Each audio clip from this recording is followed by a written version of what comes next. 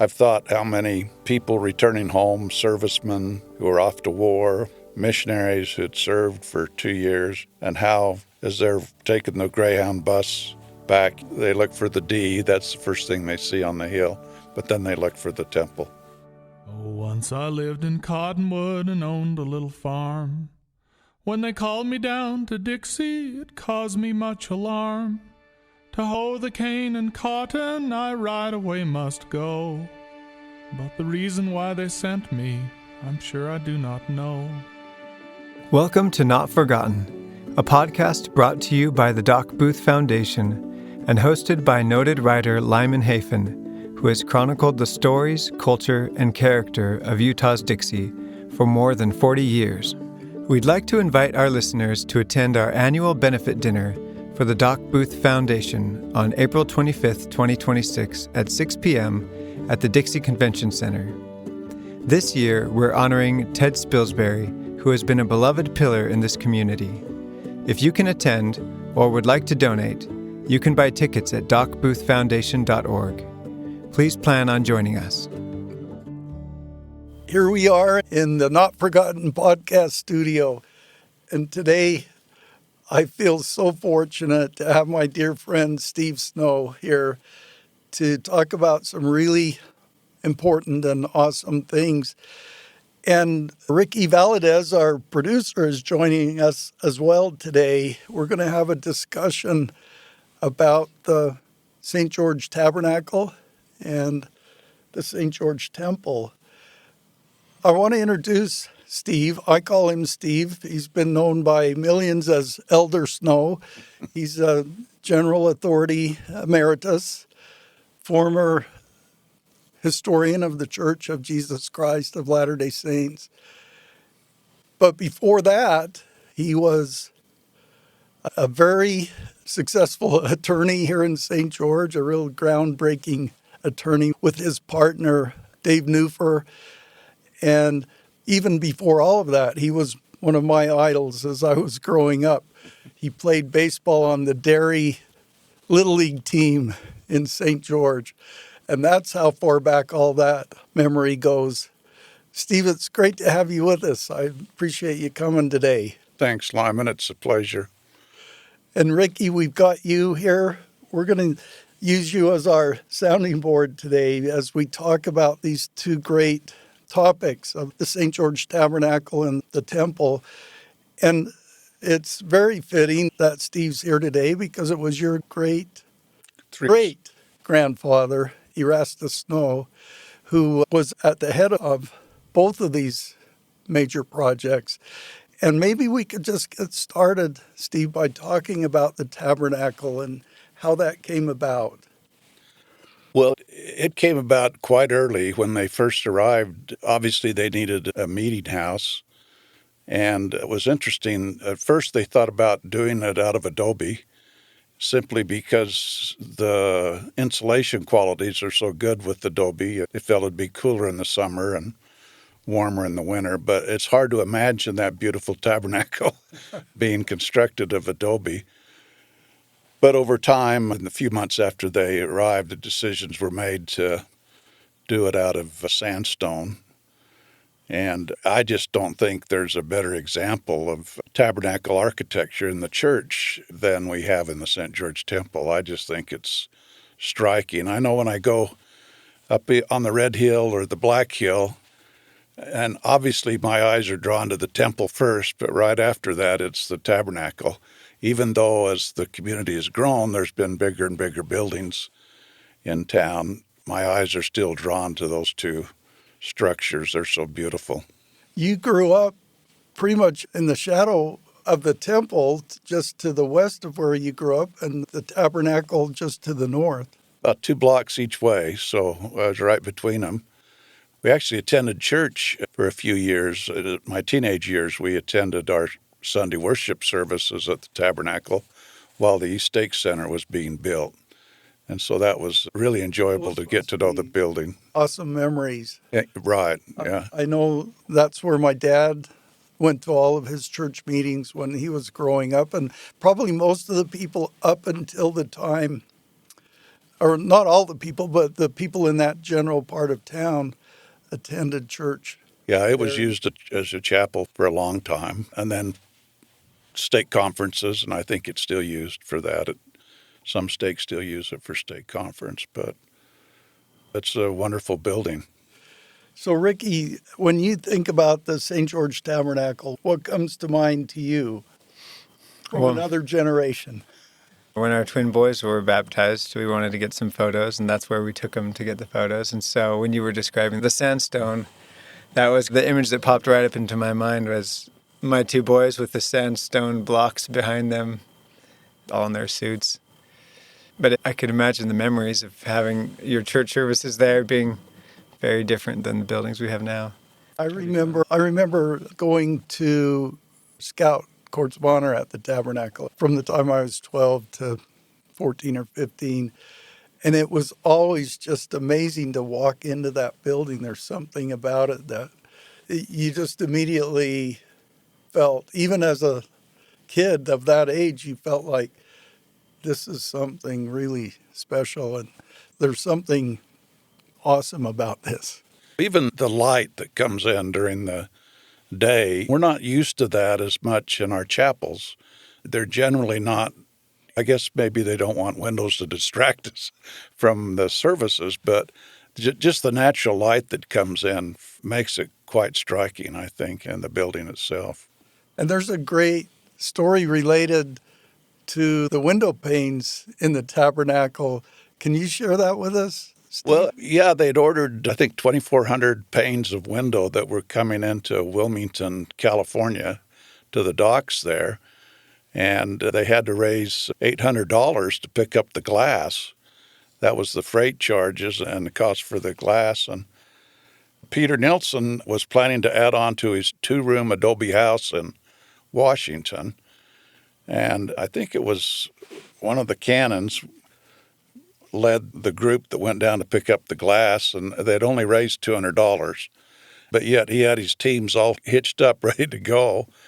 And it's hard to know how much of the story is legend and how much is fact. But Peter Nilsson walked over that morning before sunrise and actually gave the $600 he'd saved for to add on to his home. He gave it for the purchase of the glass in California. So they left with the entire $800 that they needed. I just think it's a wonderful story. There's a little research was done on that over the years, and there's some thought that it maybe was a loan, but there's nothing that really on the record established it as a loan, and so I choose to believe it was a gift. It's pretty amazing that he walked all the way from Washington to St. George. Nowadays, we don't think of that as very far because we drive it 4 or 5 times a day, but that was a long, early morning walk to get here before Brother Cannon, was it David Cannon? David is what I recall. Was leaving for California, but he was operating under a lot of faith too, because he was going to go ahead and go, even though he only had 200, but the other 600 showed up before he left. He had all his animals harnessed up, and he was ready to go. It was a lot of faith, and of course that's a wonderful credit to Peter Nilsson and his family for that sacrifice that he made. It is an awesome story, and that's indicative of how the building got built, because everybody had to really consecrate a lot in town for that to happen. Those blocks of sandstone, as you know, if you inspect them, look at them from the outside, they're all different. And for some time, it was said that people in town who knew could actually tell which person had worked on what stone. I have a story for that, because Carl Brooks led me by the hand up to a stone and said, my grandpa cut this stone, he dressed this stone. You can tell by the marks of his stone cutter. And even that late, with Carl being able to tell you that, I think that's pretty remarkable. But they are so beautiful, in its natural color, and especially the light in early morning or evening light. The way it almost glows when the sun hits it just right. kind of like the cliffs do at the Red Hill at sunset. There are a lot of great stories relating to it, but your great-great-great-grandpa was in the middle of all that. Do you have any other perspective about him and how it came to be? Erastus Snow was probably, most historians view him next only to Brigham Young as being one of the great early LDS colonizers. And of course, he led this effort down here, and St. George was his home for 27 years. So he lived here longer than he'd lived any place in his life. And there's monuments to him. He's at Immigration Canyon on This Is the Place monument. There's a monument in Snowflake, Arizona, that has him pictured there because of the way the town was named, which is another story. And of course, there's a bust of him just outside the tabernacle of Erastus. But the monuments that I think honor him the most are those two buildings, even though not directly, but he had such a role in seeing them through the construction phase. Obviously, it came from Brigham Young, the announcement to build the tabernacle and the temple, but he was the one that... He was the local leader on the ground. Right. He was the one that made sure there was enough tithing to pay the workers. And on the tabernacle, all the tithes from Cedar South went to the tabernacle. But then when they announced the temple, they raised all the way to Beaver. So it came all the way from Beaver, but all the tithing from Beaver South. When those buildings were built, there were maybe 1,000 people in St. George. This was a very small place. There were a few hundred people around the other communities in Washington County, but I think the census in 1900 was 1,052, something to that effect. There were not a lot of people on the ground. There were 100 men from Sanpete County that came down to help with the construction of the temple, just because there weren't enough people here really to do it all. But fortunately, those you referred to them earlier as public works projects, and that's really what they were. That's what kept the people here. They were public works, but they were through the church. Yeah, right. They used to say Erastus Snow would look for anybody that could go to St. George, and he wanted somebody that if you told them to sit on a rock, they'd stay there and not move. But half of the people that were asked to go didn't go. Half the people that came left. So they needed something to anchor them. And construction of the tabernacle was the beginning of that process that helped people stay. Once the temple was done, there was a stake in the ground. No, we were here to stay when the temple was finished. Ricky, one thing you've got to also keep in perspective here is when the St. George Valley was settled in the early 1860s, through those first 10 years, they were living in dire poverty. They had very little of anything. They were still trying to establish themselves. Many were still just living in dugouts and their wagons. When they started the construction of the tabernacle. And they start building this, what ends up being such an amazingly beautiful structure. It's really hard to even comprehend in our day and age. We pay our taxes, and those of us in the church pay our tithing, and we can push a button and transfer funds or do whatever. But they had to do it all from start to finish with their blood, sweat, and tears. I think from living in wagons for some of them, if that's where your living circumstances are, it's incredible to think that they were building such a magnificent edifice, not just something the size of my home, the balconies and the stairs and the windows, and such a huge gap from their standard of living to what they were building as a community. And what came to my mind as you were describing those circumstances was just what we talk about often in the podcast about the Dixie spirit and community. If I'm thinking of 1,000 people, that's like my little neighborhood. And if we were all living in wagons and building the center of our city together, how much would that change the relationships that we have each other, working so hard together, putting in sweat equity to create the foundation of this little city. And as you share that, Rick, I'm thinking, okay, that's where that Dixie spirit really coalesced. Well, you think about the differences in construction methods between the 19th century and the 21st century. And now we're used to large pieces of equipment on almost every construction project, especially big ones. But I remember Evan Whitehead, who was the former sheriff here in the 60s and 70s, telling me that he had brought the first backhoe into St. George. And before that, all the foundations were dug by hand for homes and buildings. Even the chapels and so forth in town were dug by hand. And it was just, they had horses, but there was so much was done by hand on these projects. And they had to improvise. We've all heard the story of how poor the ground was where the temple was built and how they had to drive volcanic rock into the ground. That took them 2 years. Of the 6 years they spent building the temple, a third of it was spent just preparing the ground. And they devised ways to do that with pile driver made out of a cannon filled with lead. And it's just remarkable how they improvised and accomplished what they did. It really is. And it would have been so easy to compromise some of that aesthetic that they had, but they only wanted to do the best. They wanted it to be the most beautiful and awesome and best structure they could make.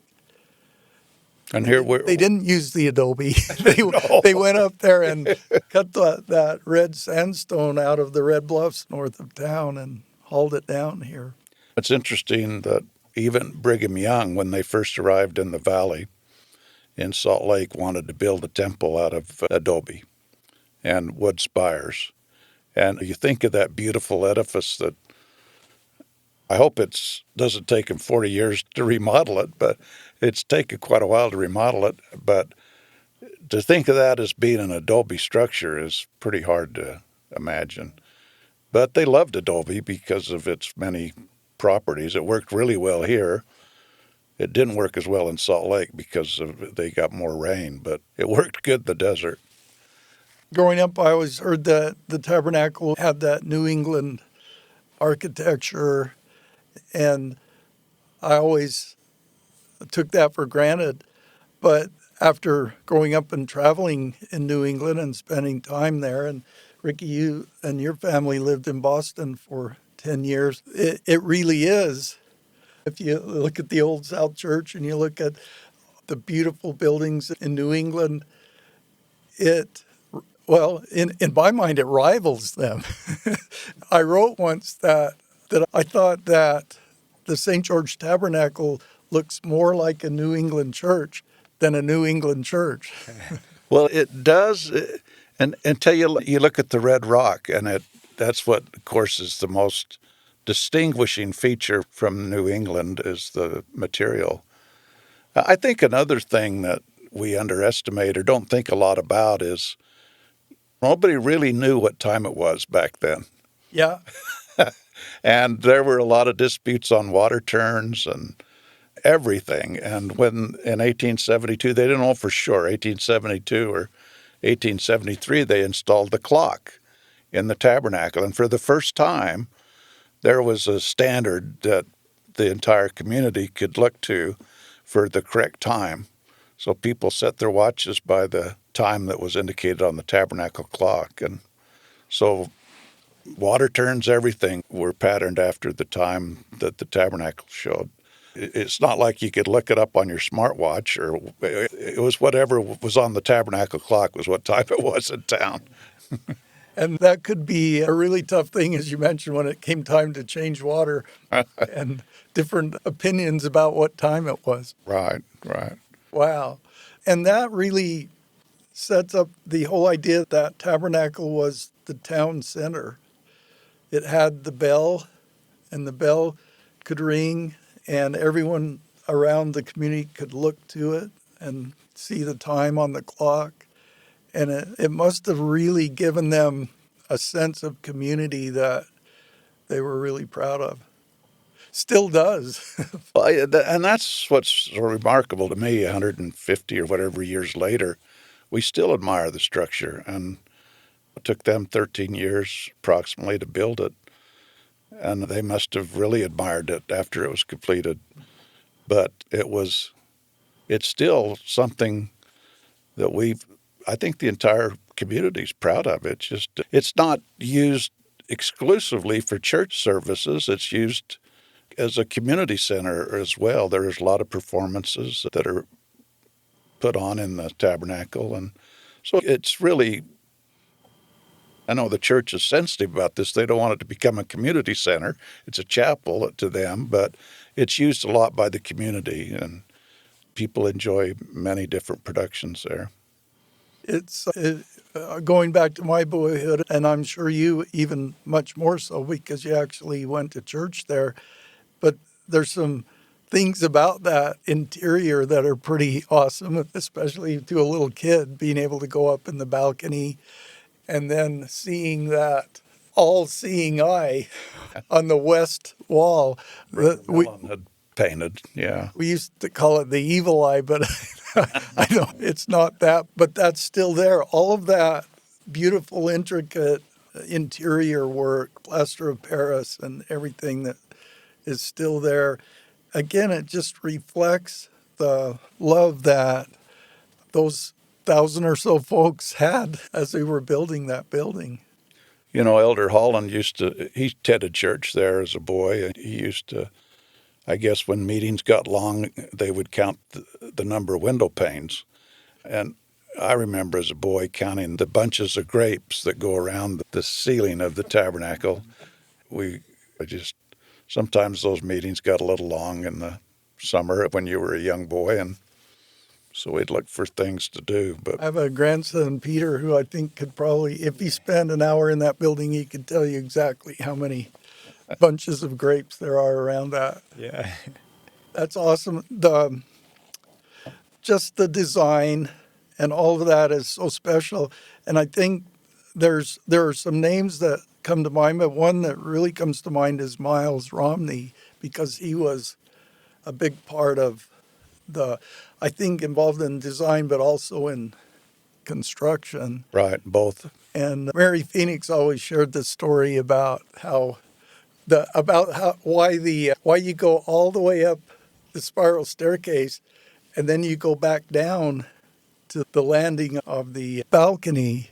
And the way she told it is that Miles Romney designed those staircases. They were the pinnacle of his career. They're just such awesome spiral staircases, and they were designed to go to a certain height. But when Brigham Young came and was inspecting things, he says, "You're not going to put the balcony that high, at the height of the stairs, and you've got to lower that balcony," which meant that Miles Romney was supposed to lower the staircase. But he didn't lower the staircase. It remained as he originally designed it. And so for 150 years, we've gone all the way up, and then we go back down. About 6 feet is I how don't much know. they lowered it. You might have a better perspective on that. Well, no, the problem was you sit in the balcony, you couldn't see the pulpit. It was too high. So both men were pretty strong-willed. And as you said, that's one of the distinctive architectural features of the building are those spiral staircases at the front of the building. And Miles Romney didn't want to mess with those, and so they improvised. I always kind of wondered why we'd go up and then down. But when I actually learned the story, it made sense. I always wondered, how did they actually lower a balcony 6 feet? Did everybody in town come out and it just kind of staggers my imagination to see how they could lower a whole balcony 6 feet, but they did it. So the balcony was built when Brigham Young said to change it to some degree? Yeah, he said that after it was finished, he wanted the balcony lowered 6 feet. I thought he was reviewing plans. Wow, that would be... So there's two stories, fun about Brigham Young on both buildings. And this one, he got his way. He had the balcony lowered. But when he saw the completed temple, he thought it was too, in the word they use, squatty. The steeple. The steeple was lower, much lower, and he didn't like the look of it. But by then, everybody was pretty tired. They'd finished the tabernacle at a temple, so he didn't make a big deal of it. But I think there were many people that knew he wasn't pleased with the final look. And, of course, then I think it was 2 years later, after his death, lightning hit the steeple and it burned. And so when they rebuilt it, they built it higher. So after death, he got his wish. And there again, Steve, Blaine Jorgensen, just like the Peter Nilsson story in some of these, he's trying to show us that a lot of that isn't documented, but it is our local lore. It is. It's what we've grown up. And it was knowing. squatty, and when they rebuilt it, it was higher. We know that. Exactly. And we know that Brigham wasn't pleased with it. And we know it happened after the lightning hit it. Yeah, right. So I won't go as far together. to say as Brigham had the lightning strike it, but he got his way, for sure. Yeah. That's every story has its truth, and every story is important.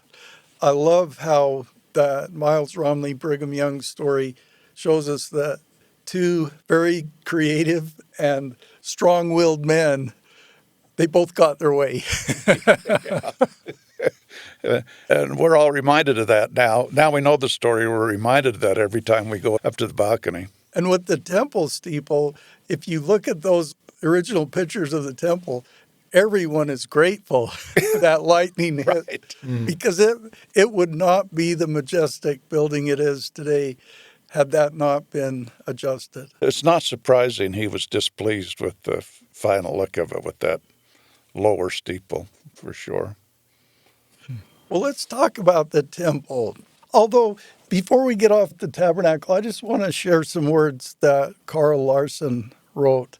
The great historian Andrew Carl Larson, in his book, I Was Called to Dixie. I just want to share a few of his words as he describes that building. He said, "Inside and out, it carries the conviction of dignity and strength and the feeling of both solemnity and joy. Its appearance, far more than words can tell, reveals the love and infinite pains lavished upon it by those who slowly brought an architect's dream to reality. Born of suffering and travail, it imparts no sense of toil and hardship, but the feeling of effortless creation that only great art can achieve. It is these things which lead the discriminating beholder to assert that the tabernacle is the finest example of the chapel builder's art, not just in Utah, but in the whole Mormon experience." Now, granted, he was a Dixie boy and he was biased, but I think there's really great truth in everything he wrote there. It's a beautiful description. I just love how he talks about that feeling of effortless creation. You look at it just like any great song you might write, or any great painting that might be painted, or building that might be built. Its beauty is in how it looks effortless, or like it was just meant to be. When it comes to the temple, I think the description I like most I've ever heard was yours, which was it stands as an iceberg in the desert. And I remember shortly after reading that, we climbed Shnabkai as a family on a Thanksgiving morning. And you could get high enough on Shnabkai, you could see over the Black Ridge and see the temple. Yeah. And it truly, and that just came home to me, as it really does look like an iceberg in the desert. And Steve, I'm really proud to take credit for that. But in the back of my mind, I keep thinking, did I read that somewhere before I wrote Giving it? you all the credit, Lyman. Anyway, I'm just trying to say, if there's any listener out there who has read that from any other source, I understand. But to me, just like you say, Steve, to me it was the best way to describe it, architecturally and in its setting. Where the tabernacle kind of blends into the environment.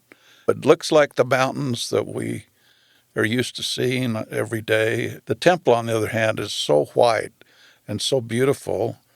And as such, I guess, is a reminder of the sacredness of the temple to those of us in the LDS faith.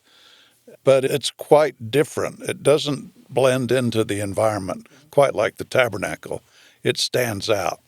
It does. And that's part of what makes it special and important.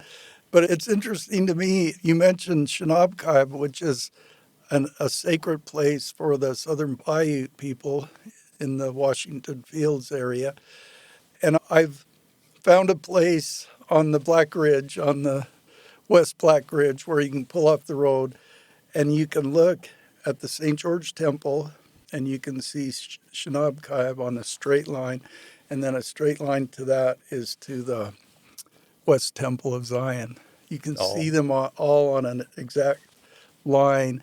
And there's just something really neat about that when you think about the West Temple of Zion and what all that means, when you think about Shinabkaib and what that means to the native people here. And then you think about what the temple means to those of us who came at the behest of a prophet. And it's really interesting. But I've also thought about, you talked about the foundation of the temple and what it took to build it in that very spot, because it could have just as easily been moved to a place that wasn't boggy, because 99.999% of this area is not boggy. And yet that's where Brigham Young said it would be built. And in order for it to be built there, it had to just be imposed there. And I've often thought that we came here and we basically imposed this building here for very important reasons. And it stands out, like you say, with that whiteness.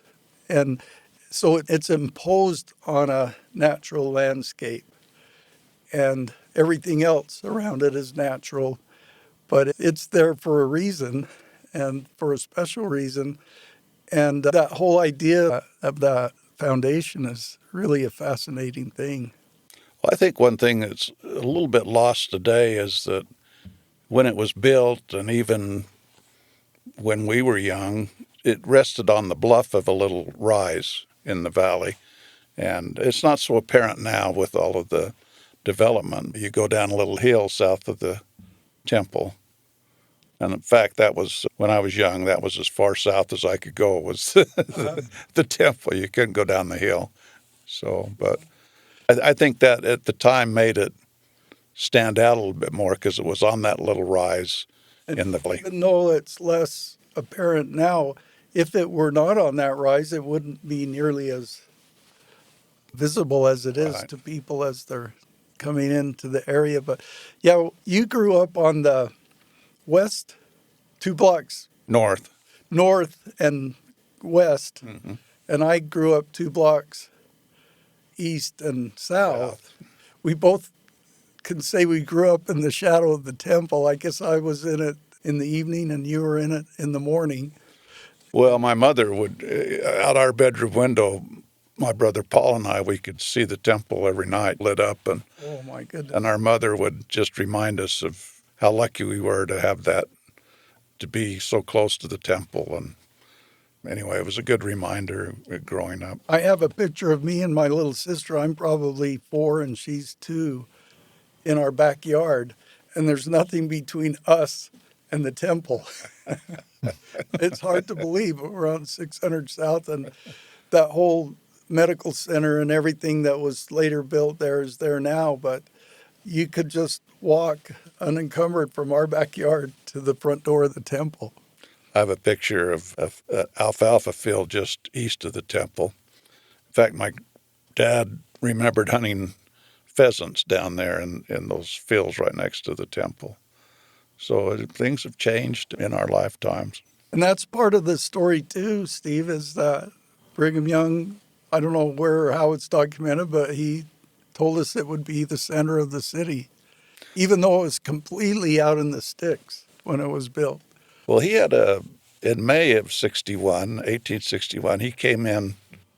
I guess they'd been in Santa Clara and came around the south of the Black Hill and down at Tonaquint. He had what was later described as a vision of what the valley would look like with spires and steeples. And he describes that. That was, of course, before anyone had come to settle. They came later that year. I think the first group arrived in November of 1861. But he saw that early on, and certainly legend had it that one day the temple would be the center of the city. And that's just happened in our lifetime. Yeah, even when you and I were growing up, it didn't seem. No, but it did seem like possible that could happen. So where was the majority of the residents in the early days when the temple wasn't the center? Up around the tabernacle really was that city center. Okay. And emanating out from the tabernacle north-south. And they went up diagonal to south or the northwest part of town. It was settled very early. Okay. Because they were close to the West Spring. They had a water source that they could use for culinary water, so that area was settled quite early. And then, like Lyman said, around the tabernacle. There are a lot of historic photos from the late 1800s where you see the town here and you see the temple way down there, just completely separate. And again, it's really interesting how Brigham Young's influence, that all of that happened because he said this is where it's going to be. And he must have seen that in that visit in May of 1861 when he saw what the valley would one day look like. But he was certainly right. It stands out where it's located. The whole idea of that foundation and the way that everyone came together, they were still working on the tabernacle when they started building the temple, weren't they, Steve? Oh, yeah. See, the tabernacle wasn't completed until about 1875, and they announced the temple. Well, Brigham Young brought it up in a meeting at the Big House for the School of the Prophets in January of 1871. So they were still right in the midst of finishing the steeple, and I think they'd laid the sandstone up to the top, but they were still finishing all the inside. And it said that my grandfather said, "Glory, hallelujah," but I wonder what he was really thinking. I'm sure they were very excited to think that a temple could be built here, because this was still pretty much of a outpost for the church. It was, to think that they'd build a temple here in St. George was, I'm sure, an idea that didn't cross many people's minds back then. They'd tried, of course, in Salt Lake, and they'd been pestered by the Johnston's army, and there were many reasons why that project was way behind schedule, and of course was completed many years after President Young passed away. But he got to live to see, just barely, survived long enough to see the completion of the St. George Temple. And that was very important. You read how driven Joseph Smith was to construct temples, and Brigham must have felt that same kind of motivation to get temples built. And he was frustrated in Salt Lake just because of the delay. But they built St. George in 6 years, and many of those workmen, I said 100 workmen came from Sanpete County. They're the same ones that went back and built the Manti Temple right after. And some of our folks went there as well. Yeah, so. Steve, you mentioned the Big House. Tell us where that was and what it was. Well, it was on the corner of Main Street and St. George Boulevard, where Zion Bank is now. And it was the residence of Erastus Snow, but it was also more like a hotel. It was a large home, bigger than the family needed, even though he had 4 wives. I'm not sure if all of them resided there, but a couple did. And so they used it more as not just a residence, but as a hotel. Many visitors would stay at the big house, they called it, and it was right there where Zion Bank is today. And that's where Brigham Young came and met with Erastus and the other Right. church There leaders. were the bishops, and there was the stake presidency and leaders of the church from the area. They called it the School of the Prophets, and that's why they were meeting, just to study the gospel. And he casually brought up, he said, what would you think if we constructed a temple here? And that must have been like a thunderclap in that meeting.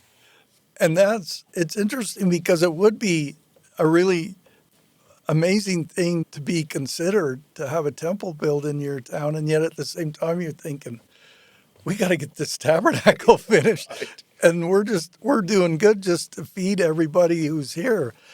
And so it must have been a lot of mixed emotions there, but I would imagine that glory hallelujah that your great-great-great-grandfather let out was straight from his heart because he knew what that meant. It was a great honor to think that they could build a temple in this remote outpost of the church. Steve, I've come to think that when you really stop and look at why did the Latter-day Saints come west, you can list several reasons. But when you get right down to it, they came here to build another temple. They came to the west to build another temple. They'd lost their temple in Kirtland. They'd lost their temple in Nauvoo. And they came here and they tried to build one in Salt Lake and eventually did. But Brigham Young needed one finished before he died.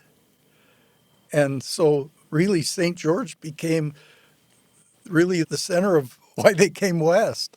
It was a place where that could happen for a lot of different reasons. Yeah, there's a lot of reasons you could list.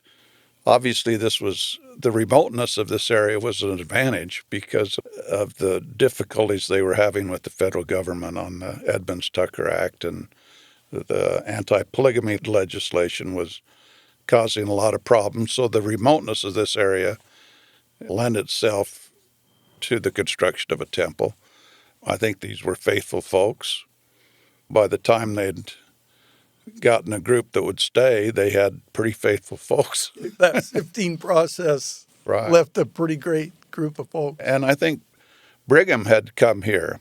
President Young had come here to spend winters because of his poor health, and I think he appreciated the area and loved it. And so there's a number of reasons you could list. I just am still overwhelmed, though, at how they pulled it off. It is such a magnificent building, and their construction methods were so basic compared to today. To build that kind of building in 6 years is pretty amazing. It is. We were talking earlier about just the resources here too. And we had that black volcanic rock on the ridge to the west that could make a good foundation. And we had the sandstone just to the north and the Red Bluffs north to build the structure.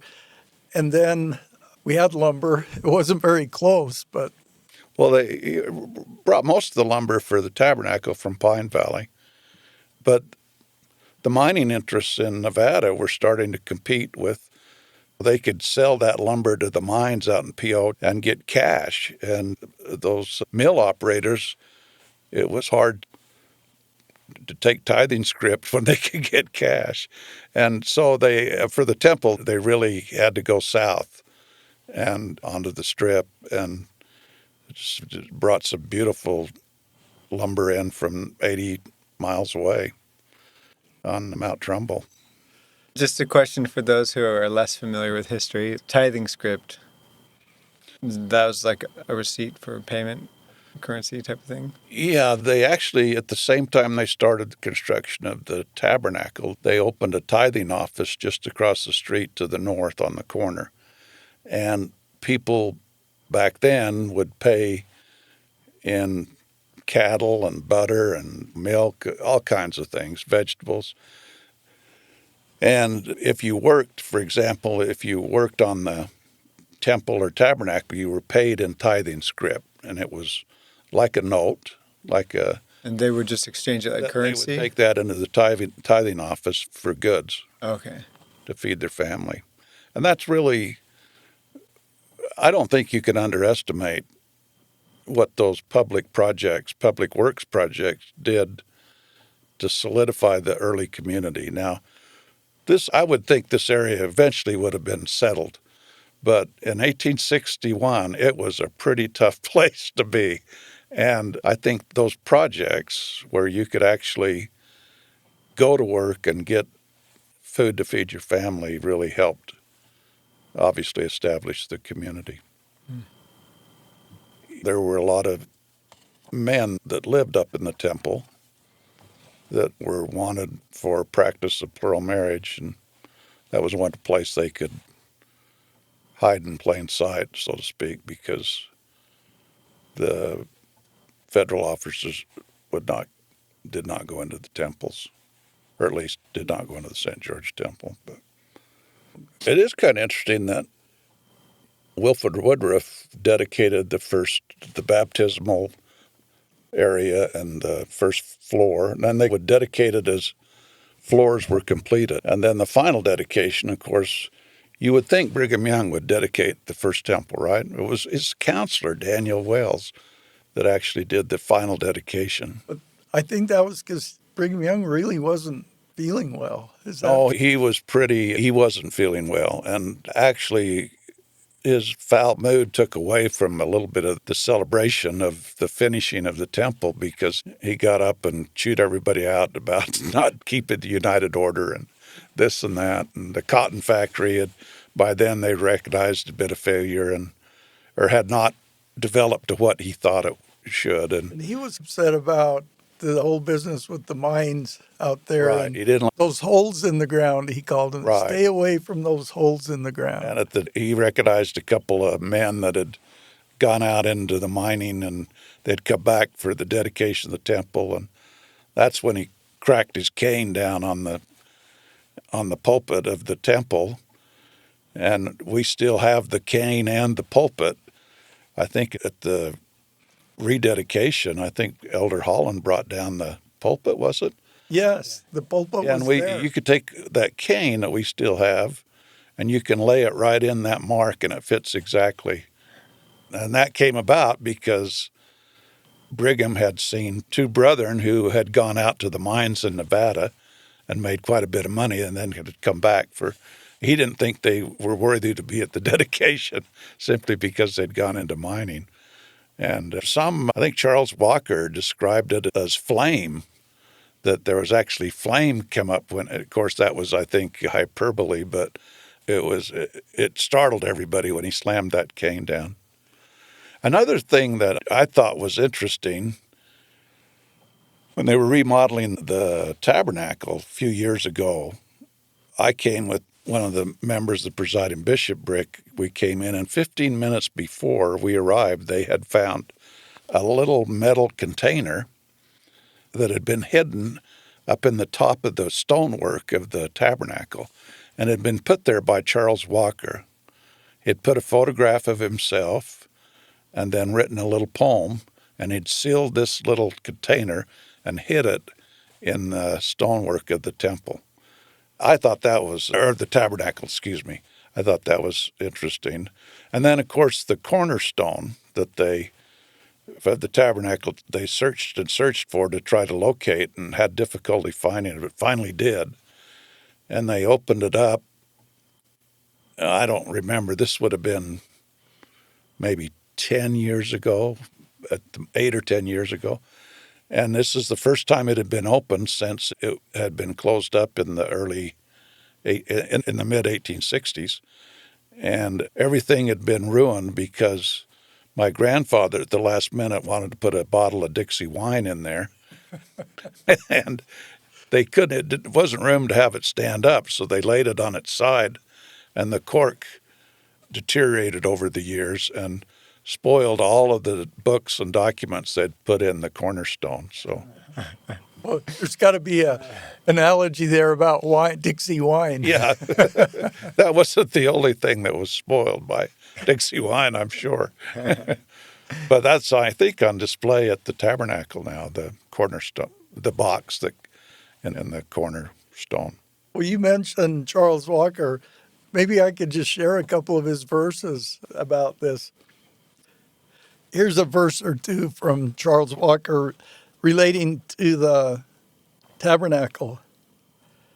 Full 7 long years we now have worked, and from our task have never shirked.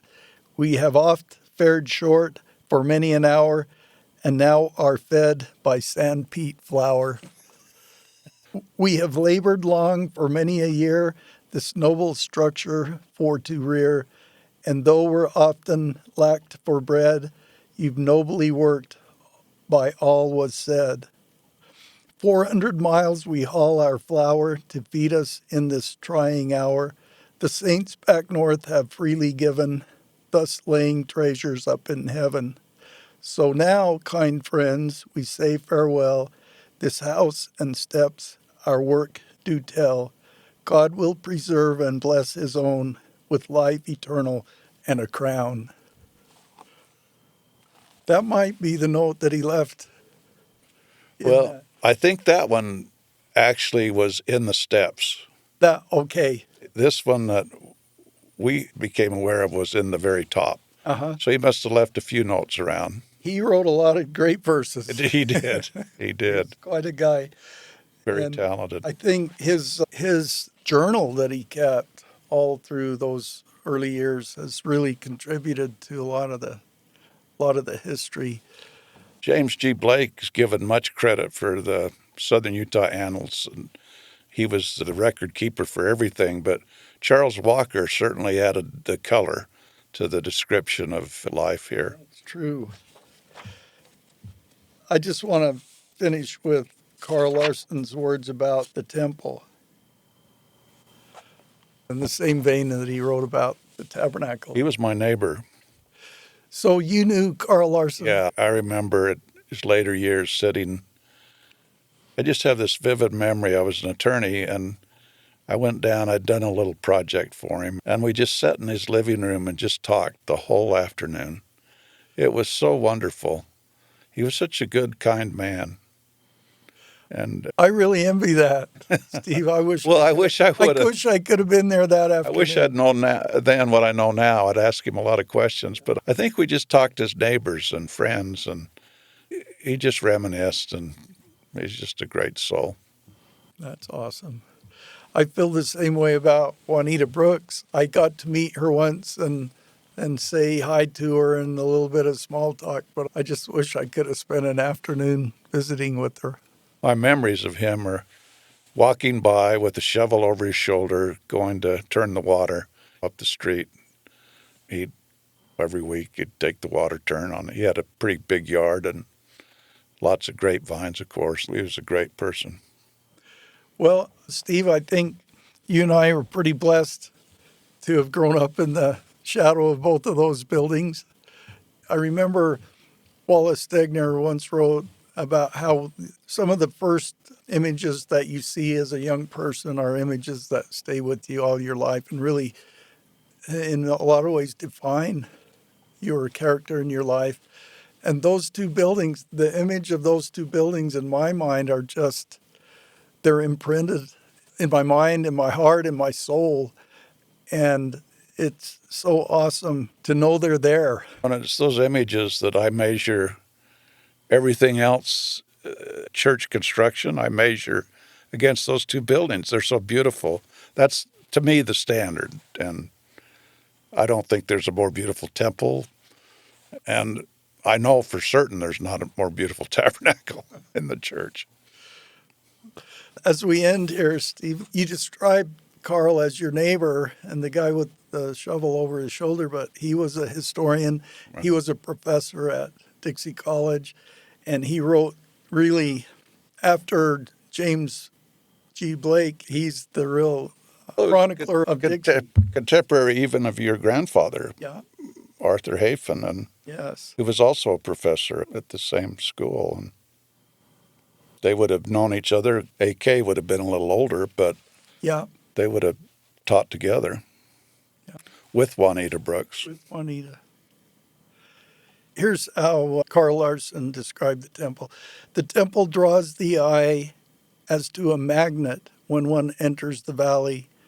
There it stands in calm dignity and cool serenity, undisturbed by the occasional violent expressions of nature or the petty weaknesses of men. Its classic beauty, framed by the foil of gray and vermilion hills, flanked by the dark lava runs on opposite borders of the valley, conveys a sense of graceful solidarity, a vital sobriety, a rich simplicity, and a restrained grandeur. Unobtrusively, it inspires a contentment of mind, a tranquility of spirit, and a feeling that under its shadow one may forget for a moment the troublesome burdens of a strife-torn world. In it, one sees the culmination of the devoted efforts of devout men and women, gifted with a great sensitivity to the qualities that constitute great art. They are gone, but the beauty created by their ideas and their handiwork remains to embody the sensible image of the infinite. Those are pretty heady words for a historian. It's poetic. It's just beautiful. You can't help but think, Steve, that everyone who drives through this valley sees that building and has to have some kind of reaction to it. It's the first thing I look for when I come from the south and look in the valley. I've thought how many people returning home, servicemen who are off to war, missionaries who had served for 2 years, and how, as they're taking the Greyhound bus back, they look for the D. That's the first thing they see on the hill.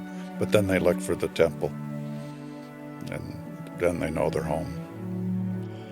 We don't know how fortunate we are to be born in this town. And Ricky, your kids get to grow up here too. Yeah. We're blessed. Pretty awesome. Steve, thank you. Thank you. It's been so great to visit with you. The Doc Booth Foundation is dedicated to empowering individuals through educational opportunities and promoting mental health advocacy. Through scholarships and funding for important community needs, the foundation perpetuates the can-do spirit of the founders of this community, using the lessons of the past to chart the course for a better future. Make your tax-deductible donation at docboothfoundation.org. Not Forgotten is produced by Ricky Valadez and made possible by the generous support of St. George Area Zag Stores, industry-leading tech support and accessories. Lyman Hafen's books can be found at lymanhafen.com.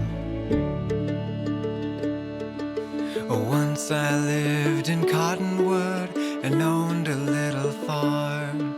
When they called me down to Dixie, it caused me much alarm. To hoe the cane and cotton, I right away must go. But the reason why they sent me, I'm sure I do not know. We came to Dixie, and we called it home. Oh, in Dixie, we've lived and grown. But the reason why they sent me, I'm sure I do not know. The hot winds whirl around me and take away my breath. I've had the chill